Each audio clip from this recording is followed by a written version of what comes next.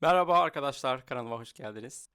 Bu videomda sizlere geçen hafta aslında bahsetmiş olduğum yurt dışına taşınmak gerçekten dışarıdan gözüktüğü gibi mi? Dışarıdan görünmeyen çok minik detaylarla bizleri nasıl zorlukların beklediğine değinmiştim. Ve bütün bu zorlukların da bizler için çok güzel bir gelişim ve öğrenme ortamı imkanı sunduğundan bahsetmiştim. Bu videomda ise yine bu seriye devam ediyorum. Yani yurt dışında yaşama serisi diyebiliriz buna. Dolayısıyla da bu videomda birazcık daha aslında yine deneyimler üzerinden artılarla eksilerle birazcık durumu sizlere aktarmaya çalışacağım. Katıldığınız noktaları, sizlerin deneyimlerini, daha fazla merak ettiklerinizi lütfen aşağıda yorumlarda benimle paylaşabilirsiniz. Çünkü yurt dışında yaşama serisi 2 vlogla bitecek bir seri değil. Bunun devamını yaşadıklarımı, gördüklerimi sizlere aktarmaya devam etmiş olacağım. Eğer kanala abone olmadıysanız hemen burada aşağılardan kanala abone olabilirsiniz arkadaşlar. Deyip hemen vloga zaman kaybetmeden geçiyorum. Evet, arkada ekranımı açtım. Ekranımda birkaç başlık yazıyor. Şimdi tabii ki eksi taraflardan bahsetmek gerekirse elbette ilk akla gelen, çoğu kişinin hatta gitmesini durduran unsurlardan bir tanesi yakınlardan uzak olmak. Yani bu yaşadığınız ülkeye göre, göçtüğünüz ülkeye göre elbette değişebilir. Yani Avustralya'ya göçen bir kişiyle Yunanistan'a göçen bir kişi tabii ki aynı değil. Çünkü arada 1,5 saatlik uçak yolculuğu var. Diğer tarafta ise 20 saatlik bir günlük uçak yolculuğu var gibi. Bu noktada Macaristan'da yaşayan biri olarak çok daha bu durumu aşabiliyorum. Örnek veriyorum, atladım ve geldim buraya, buradayım. Ama yine de her istediğiniz zaman tabii ki buraya gelemiyorsunuz. Yani e, İstanbul içerisinde de Türkiye içerisinde yine bir yerden bir yere gitmek kadar kolay olmayabiliyor. Hem işinizi tam buna uyarlayamayabiliyorsunuz bazen. Bazen uçak biletleri çok pahalı olabiliyor. Bazen yani o seyahat ayrı zamanda başka bir yerden bir yere ulaşım sağlamak çok kolay olmayabiliyor. Dolayısıyla da bu esnada yakınlarınızın düğününü, bayramını, doğumunu, özel günlerini kaçırabiliyorsunuz. Hastalık olduğu zaman Allah korusun o tür noktalarda birden müdahale edemiyorsunuz. Dolayısıyla bu tabii ki başka bir ülkeye göçmüş olmanın vermiş olduğu en büyük dezavantajlardan bir tanesi olarak aklımıza geliyor. Yani çok uzak ülkelere göçmüş arkadaşlarım var. 2 yıl, 3 yıl bir şekilde olmuyor ve buraya gelemedikleri zamanlar olabiliyor. Ekonomik anlamda da. Çünkü gittiğiniz zaman bir önceki videomda dediğim gibi kimse size böyle 5.000 euro harçlığınız var. Sıkıştığınız zaman gelebilirsiniz. Her şey harika gibi bir durum olmuyor. Hayatı tutunmaya çalışıyorsunuz. O tutunma süreci içerisinde de gerçekten o ülkeden Türkiye'ye gelmek, Türkiye'deki harcamalar, uçak bileti deyip düşündüğün zaman ciddi anlamda bir bütçe olmuş olabiliyor. Özellikle de daha böyle genç yaşlarda üniversite için giden arkadaşlar Kanada'ya, Amerika'ya kolay kolay gelemeyebiliyorlar arkadaşlar. Bunu bahsedebilirim. Onun dışında benim açımdan beni en çok zorlayan unsurlardan bir tanesi, dediğim gibi 3 yıldır aslında uluslararası bir ortamda çalışıyorum ve çalıştığım arkadaşların hepsi yabancı kişiler. Beni bilen bilir, belki videolarımda da tanıdığınız kadarıyla normalde çalıştığım yerde, ortamda her zaman espri ve şakanın olmasının beni mutlu ediyor. Bu şu demek değil. Yani aslında bu benim mizacım. Normal arkadaşlarla yaptığım sohbette de, iş yaparken de, her yerde aslında bu mizacımı kullanıyorum. Yaptığım eğitimlerde de bu mizacı kullanıyorum. Çoğu zaman arkadaşlarımdan Türk veya yabancı, şu an gerçekten diyorsun, şaka mı yapıyorsun? Senin şakaların çok ciddi oluyor gibi dönüşler de alıyorum. Çünkü böyle düz cümle üzerinden esprilerimi yapmaya çalışıyorum gibi bir durumum var. Dolayısıyla da elbette Türkiye'de ya da yaşadığınız toplumdaki o espri, kültür, kelimelere yüklenen anlam, bazen bir bakış açısı, yani bir bakış tarzı, bazen el hareketi, mimik, jest, bunların hepsi bir karşılık bulurken başka bir ülkeye gittiğiniz zaman bunlar karşılık bulamayabiliyor. Ve bunu ben çok fazla yaşıyorum maalesef. Yani bazen bir durum oluyor ve tabii ki işte Türkiye'deki şakayı bazen İngilizceye çevirdiğiniz zaman tam çeviri, yani karşılık bulmayabiliyor gibi bir durum olabiliyor. Yani eee, bir şey yapıyorum, bazen bir şey söylüyorum. Nasıl yani diyorlar, diyorum ki pardon, tamam, bu Türkçe'de olan bir şakaydı ama buraya tam olarak geçmedi gibi. Bu mesela beni çok rahatsız eden bir şey. Çünkü ofis ortamında o şakayı, o dili yapabilmek istiyorum ki bu şu demektir, hani şaka yapmıyoruz, yapamıyoruz gibi bir durum değil ama o esprili mizaç, ya da işte dediğim gibi hani e, ya da bir şey oluyor, atıyorum Türkiye'deki herhangi, örnek veriyorum, şimdi dün televizyonda Seda Sayan'ı izlemiştim, işte orada şey diyordu, işte çorap kadınıyım ben, atıyorum. Bir çorapla ilgili bir şey konuşurken çorap kadınıyım ben dediğin zaman Türkiye'de bu bir karşılık bulabilecekken bu orada hani ne diyorsun ya oluyor, biliyor tabii ki. Dolayısıyla bunların hepsini tabii söylemiyorsunuz, filtreliyorsunuz ama filtreleme yaparken işte orada olmuyor ya deyip böyle hani orada o tam şeyi karşılayamadığınız zamanlar çok fazla oluyor. Bu çok doğal tabii ki.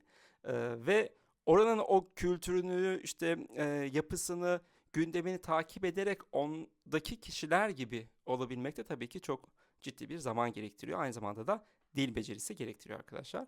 Bunu söyleyebilirim.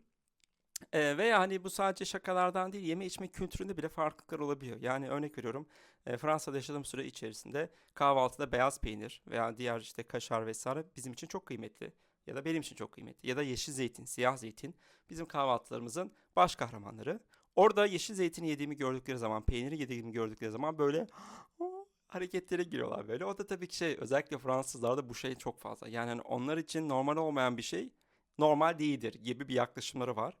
Ama onlar için normal olup bizim için ya da hani herhangi bir insan için normal olmayan şey ise yine onlara çok anormal geliyor. Öyle bir yaklaşımları var. Orada peynir, kaşar daha çok akşam yemeğinden sonra kullanılıyor. Hatta akşam yemeğinden önce kullanılıyor. Birazcık böyle damağı temizlemek için kullanılıyor. Ona göre peynirleri var. Bir sabah kahvaltıda ezine peyniri yiyen kişileriz. Ya da yeşil zeytin yine birçok yerde beni çok yadırgıyorlar. Ben uluslararası toplantıya gittiğim zaman kaldığımız yerlerde genelde kahvaltıda zeytin olmuyor. Ve ben hemen bir marketten küçük bir zeytin alıyorum. Çünkü yani zeytini seviyorum arkadaşlar. Bunu böyle duyuruyorum bütün herkese. Zeytin benim için önemli. Gibi şeyler olabiliyor. Dolayısıyla hani o tür yaklaşımlarda bile öğle yemeğe çıktığınız zaman sizin aradığınız şeyler, onların yedikleri şeyler bile fark edebiliyor. Dolayısıyla bunlar da sizin zorluk yaşayabileceğiniz, olumsuz diyebileceğim ya da eksi diyebileceğim durumlar olabiliyor. Ama dediğim gibi bunlar çok minik ve anlatırken de gördüğünüz gibi şu anda gülerek anlattığım tatlı detaylar benim için.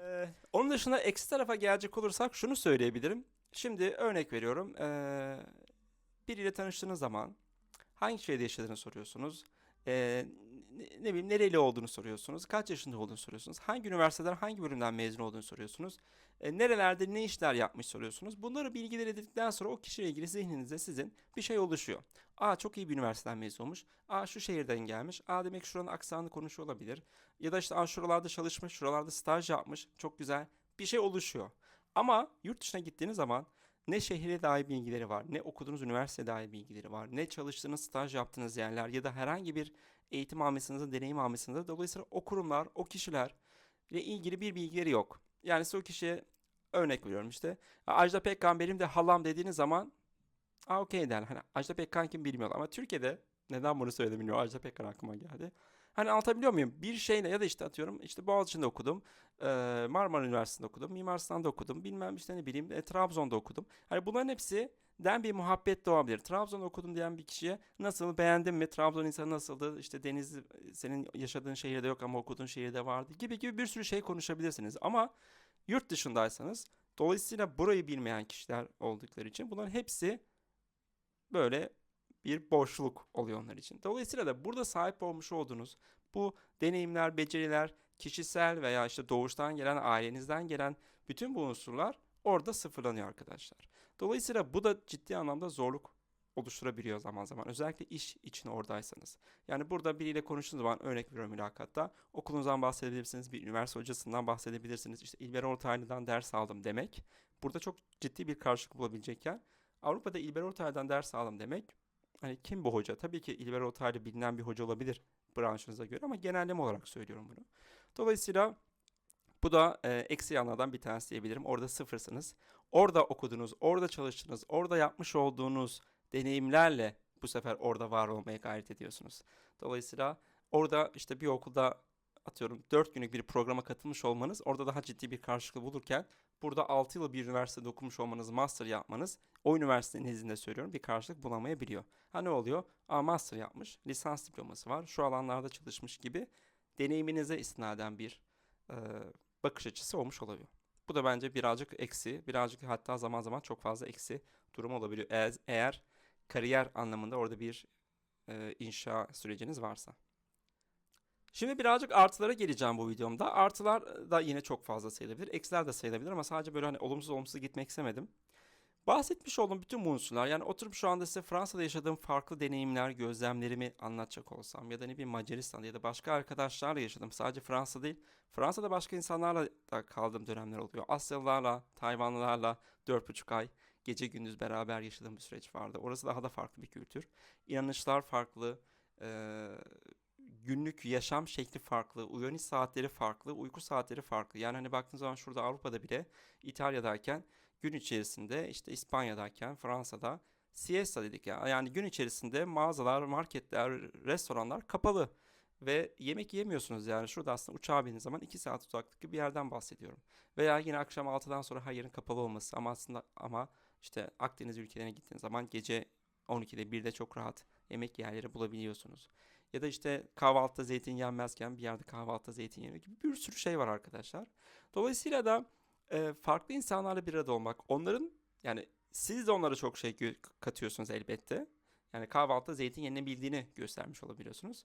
Ama orada da zeytine, peynire yüklenen anlam, bayrağa yüklenen anlam, ne bileyim sokaktaki davranış şekilleri, bütün hepsi gerçekten sizin bakış açınızı çok genişletiyor. Ben bu örneği çok yerde anlattım. Burada da amacım tamamen hani fayda odaklı bir bilgiler vermek olduğu için genelde gerçekten hiç filtreleme yapmadan anlatıyorum. Bir anı var yani kendi deneyimim. Bunu anlatacağım ve bu bana çok şey göstermişti. İlk Fransa'da bir yıl boyunca böyle Fransız bir kuruluşta çalıştım ve farklı ülkeden arkadaşlar da vardı. Ama çoğunlukla tabii ki ofiste Fransızlar vardı. Ve bir etkinlik planladık. Bu etkinlikte de liseli gençleri davet ettik. Liseli gençlerle belediyeyle işbirliği içerisinde yapmıştık bunu ve liseli gençlerle o belediyenin sorunları üzerine konuştuk. Gençler o belediyeden ne istiyorlar, hangi imkanlar olsun istiyorlar, nelerden memnunlar, nelerden memnun değiller. Böyle bir tüm günlük programdı. Ve ben o zaman yeni başlamıştım. Fransızcam hiç yoktu ve dolayısıyla da benim görevim orada video çekmek, fotoğraf çekmek vesaireydi. O sırada da tabii ki grup grup çalışmalar yapılıyor. Grupları geziyorum. Ve dil bilmediğiniz için de tabii ki odaklanacağınız birçok farklı unsur oluyor. Yani kişilerin kıyafeti, saç modelleri, işte ne bileyim her şey, davranışları. Ve de yenisiniz. Bir yandan da fotoğraf video çekiyorsunuz. Yani o anlamda da bir yandan bakıyorsunuz. Dolayısıyla iki tane genç vardı liseli. Yani çiftlerdi, sevgiliydiler. Ama ilk başta kayıt esnasında dikkatimi çekmişlerdi. Hem kılık kıyafetleri birazcık bana göre sıra dışıydı. Hem de elleri sürekli yani el ele tutuşuyorlardı. Oturdular el ele tutuştular. Yani bu da olabilir. Ama bir daire etrafında herkes 10 kişilik bir daire ve orada tartışmalar oluyor. Sorular soruluyor ve o sorulara en çok katkı sunan iki kişiden biri de onlardı yani. İki kişi de onlardı.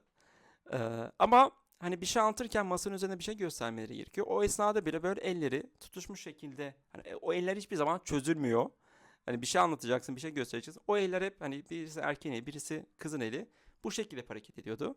Bu da dikkatimi çekti tabii ki ve yani içimden de şey dedim hani ne yapıyorsunuz? 2 dakikada ayırın şu ellerinizi dedim kendi içimden. Ama katkı sunuyorlardı. Sorulara yanıtlar veriyorlardı. Orada hiçbir sorun yok. Etkinlik bitti. Ondan sonrasında işte bu organizasyonu yapan bir 15 kişilik ekiple biz çıktık bir yerde oturup işte hem günü kutlamak hem değerlendirmesini yapmak hem bir şeyler içmek için oturduk. Ve orada herkes işte bir şeyler söylüyordu. Tabii ki daha çok hani Fransızca konuşuyorlardı. Fransızlar oldukları zaman genelde bir ortamda en az bir tane fazla Fransız varsa hemen oradaki dil Fransızca olur maalesef. Ben de hani çat pat bir şeyler anlıyorum ama neredeyse %90 hiçbir şey anlamıyorum. Arada bir İngilizce konuşuyoruz çünkü orada başka ülkeden arkadaşlar da vardı. Öyle konuştuk. Ben de şey söyledim orada. Ya şey dikkat ettiniz mi? İşte iki tane hani bir tane çift vardı. Bütün program boyunca elleri işte el ele tutuşuyorlardı. İşte şey konuşurken bile ikisinin eli aynı anda kalkıyordu falan diye böyle bir şey anlattım. Ve ve Fransız arkadaşlardan bir tanesi bana şunu söyledi. Bunun hani bu bilgi şu an bizim ne işimize yarayacak? Bunu anlatırken çok gülüyorum ve bunu ben çok kişi anlattım. Sonradan dedim ki kendi kendime. Yani doğru. Yani bu getirdiğim bilgi ne bize şu an anlatırken de gülüyorum çünkü gerçekten komik bence de. Ama yani buradan ben şuna çıktım arkadaşlar. O gün bunu düşündüm. Gerçekten ben bunu neden oraya getirdim?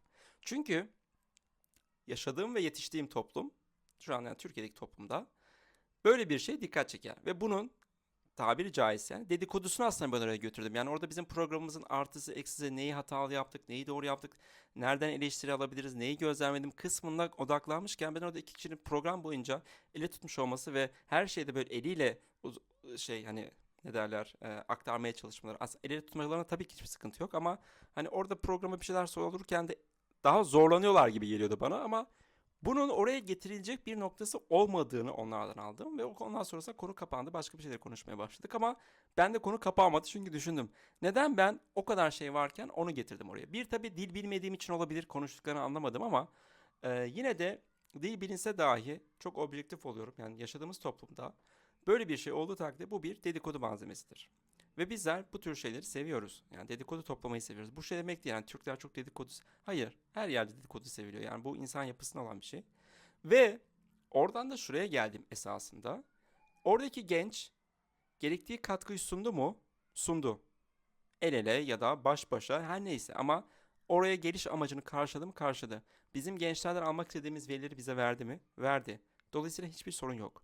Türkiye'de o şekilde gençler durdukları takdirde bunun diğer kişiler tarafından gözlenince bildiklerinden belki çift olsalar dahi el ele tutuşamayacaklardır rahat bir şekilde.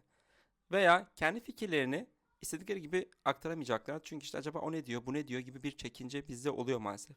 Ama orada o gençler hiçbir şekilde yani bu bizim davranışımız gözlemlenecek, konuşulacak gibi bir çekinceleri olmadığı için hem diledikleri gibi el ele tutuşsunlar mis gibi hem de bütün katkılarını sundular ve oradan çıktılar.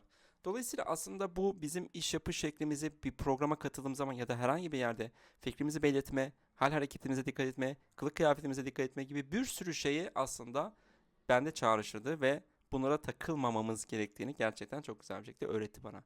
Yani bu bile çok belki küçüktür ama bu kadar gençler çalışan, bu kadar sözlü uluslararası çalışmalar yapan kişi olarak bile bazen bu bizde olan bu yapıyı değiştirmek çok kolay olmayabiliyor. Yani istemesek dahi beyin bu şekilde çalışabiliyor arkadaşlar. Bunu çok uzun anlattım. Bu kadar uzun anlatmayacaktım ama bu da bence güzel farklı bir örnekti. Bizzat yaşamış oldum ama şunu söyleyecektim. Yani farklı bakış açılarına sahip olmak. Yani bizim her zaman domates kesiş tarzımız, makarna yapışımız bile. Bunu şimdi detayına girmeyeceğim ama yani sırf bir arkadaşım bir makarna yaptı. Baktığım zaman gerçekten pilav da aynı şekilde. Hani makarna ne kadar farklı yapılabilir ki? Ama benim görmediğim bir şekilde yaptı. Ya da pilav benim bilmediğim bir şekilde yaptı. Yedik. Lezzetli miydi? Lezzetliydi. Demek ki pilav bu şekilde de olabilir. Ya da hani her şeyin bir tane doğrusu yok. Ya da bizim yaptığımız en iyisidir. Onların yaptığı en iyidir diye bir şey de yok. Bütün bunları görüyor olmak, iş yaparken de aynı şekilde. Bütün bunları görüyor olmak arkadaşlar sizi çok fazla esnetiyor. Yani çok rahat söyleyebilirim. İşte bu 3,5 yıl önceki Nihat'la, Nihat'ın iş yapış şekliyle, Nihat'ın diğer ülkedeki diğer kişilere bakış açısıyla şimdiki Nihat arasında çok ciddi fark var. Yani biriyle tanıştığınız zaman bütün bu arka tarafta bunların olabileceğini bilerek yaklaşıyorsunuz. Dolayısıyla o kişinin yapmış olduğu bir size göre hata, kusur sizin için hata ve kusur olmuyor. O öyle bir yani o ayrı bir kişi. Onun yetiştiği toplum böyle bir toplum. O bu şekilde okudu, bu şekilde gördü ve onun olduğu toplumda, onun olduğu yerde bu yaklaşım kabul ediliyor. Ha burada kabul edilemeyebilir ama dur bakalım benim yaptığım hareketler ya da yaptığım yaklaşımlar veya düşünme şekli ona göre ne kadar doğru ya da kabul edilebilir ya da nerede oluyor. Burada şunu demeye çalışmıyorum. Hepimizin yaptığı şeyler doğru olacak diye yani hepimizin doğrularını kabul edeceğiz, hareketlerini kabul edeceğiz demiyorum. Ama o esnekliğe sahip olmak birden böyle no no no falan gibi tepkilerle karşılaştığım zamanlar da oldu. İşte o kişilerden olmamak lazım arkadaşlar. Bu size yalnızca bir Almanla, bir Fransızla, bir Hintliyle bir araya geldiğinizde değil, Türkiye'de de bir Trabzonluyla, bir Hataylıyla, bir Muşluyla, bir İstanbulluyla, İzmirliyle bir araya geldiğinizde de yani sadece memleket üzerinde söylemiyorum. Herhangi bir kişiyle bir araya geldiğinizde o kişiye farklı bir yaklaşımla, farklı bir bakış açısıyla, farklı bir kabullenmeyle adım atabilmenize imkan sağlıyor ve bence bu farklı ülkelerde, farklı şehirlerde, farklı kültürlerde bulunmanın, yaşamanın, çalışmanın en büyük artısı ve beni en çok mutlu eden durumlardan bir tanesi bu gerçekten. Yani bu artıya sahip olmak çok önemli. Yani bir yandan hem kişi olarak kişisel gelişimimiz açısından çok önemli. Çünkü hepsinden bir şeyler de kapıyorsunuz. Yani sizin beğendiğiniz bir unsuru da alıyorsunuz ve dolayısıyla bu şekilde şekilleniyorsunuz, değişiyorsunuz da.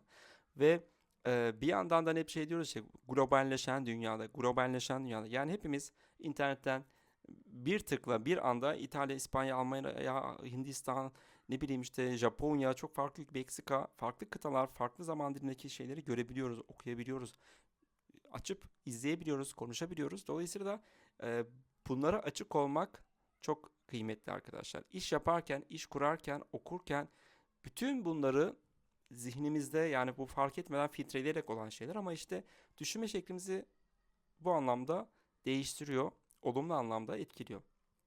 Bu da en büyük artısı bence. Videom birazcık uzun olmaya başladı. Birkaç artısından daha bahsedip bu videoyu da kapatmış olacağım. Dediğim gibi bu konuları çok uzun uzun konuşabilirim ama YouTube için çok fazla uzatmak istemiyorum. Ama diğer serilerde, daha doğrusu videolarda devam edeceğim.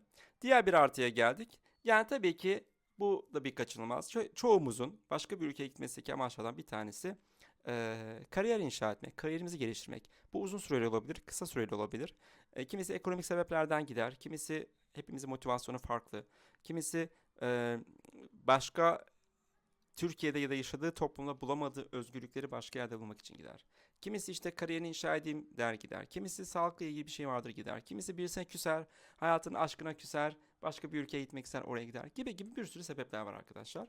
Ama orada çalışma amaçlı benimkisi daha çok tabii ki kariyerle ilgili olduğu için iş anlamında hep oralarda olduğum için de kariyerimize CV'mize çok katkılar sunabiliyor. Bu da tabii ki şey değil. Yani her yurt dışına gittik, her yaptığımız iş bizim CV'mize çok büyük katkı sunduğu anlamına gelmeyecek ama genellikle hem o ülke içerisinde çünkü örnek veriyorum Macaristan'dasınız size bir CV geldi.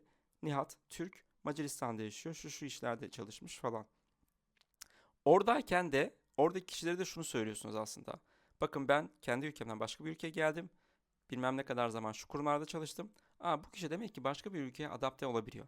Başka insanlar adapte olabiliyor. Demek ki benim şirketimde de farklı insanlar var. Onlara adapte olabilir. Demek ki bu kişinin birazcık aslında ne derler dayanıklılığı var gibi bir sürü mesaj veriyor arkadaşlar. Dolayısıyla o ülkede de bu anlamda avantaj elde edebiliyorsunuz. Veya başka bir ülkede de yine avantaj elde edebiliyorsunuz. Orada diyorlar ki bu kişi bir yıl, 2 yıl başka ülkelerde, başka kültürlerde çalışmış. Demek ki benim ülkemde de bu konuda çok zorluk çekmez diyebiliyorlar. Türkiye'ye baktığınız zaman da ne güzel farklı ülkelerde yaşamış. Orada edinmiş olduğu deneyimleri kendi ülkesinde de bizim şirketimize de aktarabilir. Farklı bakış açıları, farklı yaklaşımlar getirebilir denmiş olabilir. Dolayısıyla CV'nin hem Türkiye'de hem başka ülkelerde hem de yaşadığınız ülkede katkısı oluyor bence. Bir diğer artısı son artısından da şundan bahsedeceğim. Ben bunu çok artı olarak görüyorum. Şöyle gittiniz oraya. Eşiniz yok, dostunuz yok, arkadaşınız yok. Farklı bir ortamdasınız. Belki buradayken, İstanbul'dayken benim örneğimden yola çıkabiliriz. Çok daha aktiftim, çok daha fazla arkadaş grubum vardı. Ama İstanbul'un getirmiş olduğu yoğunluklardan dolayı birçok kursa gitmek istediğim şeye gidemiyordum. Kendim için yapmak istediğim birçok şeyi yapamıyordum. Doğada çok fazla vakit geçiremiyordum gibi. Oraya gittiniz. Evet, vaktinizi alacak. Arkadaşınız, eşiniz, dostunuz yok. Hani akşam buluşayım, hafta sonu şuraya gittim gibi bir durum yok. Ne bileyim burada araba kullanıyordum, trafikte vakit harcıyordum. Orada araba kullanmıyorum. Gittiğim şehirde zaten her yere neredeyse yürüyerek gidebilecek bir şehirdeyim. Ulaşımı kolay. Bisiklet kullanmak istiyorum burada ama kullanamıyordum ama orada bisiklet kullanmama imkan sunuyor. Burada doğada vakit geçirmek istiyordum ama doğaya gitmek gelmek ekstra yorucu olduğu için bunu çok erteliyordum. Orada o kadar değil. Kitap okumak istiyordum, başka bir dil öğrenmek istiyordum, spor yapmak istiyordum. Burada bunların hepsini yapmak istediğim şeylerdi. Ama nispeten bazısını yapabiliyordum, bazısını hiç başlayamıyordum. Orada ee, kendinizi çok daha istediğiniz gibi şekillendirebiliyorsunuz. İnsanlarla çok görüşmek istemiyorsanız görüşmeyebilirsiniz. İnsanlarla görüşmek istiyorsanız yine birçok grup var, görüşebilirsiniz ama bu insanlar yeni insanlar olmuş olacaklar tabii ki. Hobi edinmek istiyorsanız hobi edinmeniz daha kolay olabiliyor. Çünkü dediğim gibi orada daha işinize ve kendinize odaklı yaşıyorsunuz. Bütün bunlar da e, yeni bir Nihat demeyeceğim ama yani e, Nihat'ın farklı bir versiyonu doğurmuş oluyor. Şimdi mesela ben Türkiye'ye geldim. Kaldığım yerden devam ediyorum burada. Yani arkadaşlarla akşamları görüşmeye çalışıyorum. Ailemleyim. Ailemin kendi içerisinde işte ne bileyim yemek saati var vesaire. Burada ona uyum sağlıyorsunuz. Orada ise yani Türkiye'de de başka şehirde yani Türkiye'de İstanbul'da başka bir evde yaşadım. Ama yine İstanbul'daydım. Yine arkadaş çevrem buradaydı. Yine İstanbul'un getirmiş olduğu artılar eksiler buradaydı. Ama orada bunlar olmadığı için şu anda gerçekten bir süredir çok yapmak istedim. Sporuma da gidiyorum. Yürüyüşümü de yapıyorum. Arkadaşlarla da buluşuyorum. Veya tek kalmak istediğim zamanlarda da bu hafta hiçbir şey yapmayacağım deyip çok rahat bir şekilde kendi kendime vakit geçirebiliyorum. Dolayısıyla bu bence güzel bir avantaj yurt dışında olmanın. Yani şu ana kadar baktığım zaman 3-4 tane eksi taraf, 3-4 tane de artı taraf sunmaya çalıştım bu videoda. Dediğim gibi bundan sonraki videolarda da yurt dışı ile ilgili, yurt dışında yaşamla ilgili başka başlıklarda sizlere aktarımlarda bulunmaya gayret edeceğim. Merak ettiğiniz herhangi bir soru varsa her zaman bana ulaşabilirsiniz arkadaşlar. Tekrar söylüyorum, bütün bu aktardıklarım tamamen kişisel olarak gördüklerim, okuduklarım, deneyimlediklerimden yola çıkarak aktardığım süreçler. Kimisi için çok daha farklı gelişmişken benim için farklı gelişmiş olabilir. Dolayısıyla da bu minvalde bakıp değerlendirmenizi ekstra rica ediyorum ve hatırlatıyorum. Şimdiye kadarki tüm destekleriniz için çok teşekkür ederim. Hala kanala abone değilseniz hemen şuradan abone olabilirsiniz. Videomu beğenebilirsiniz. Arkadaşlarınızla paylaşabilirsiniz. Gibi gibi böyle. Ve diyerek sizlere bu hafta için teşekkür ediyorum. Bir sonraki videomuzda görüşmek dileğiyle. Hoşça kalın.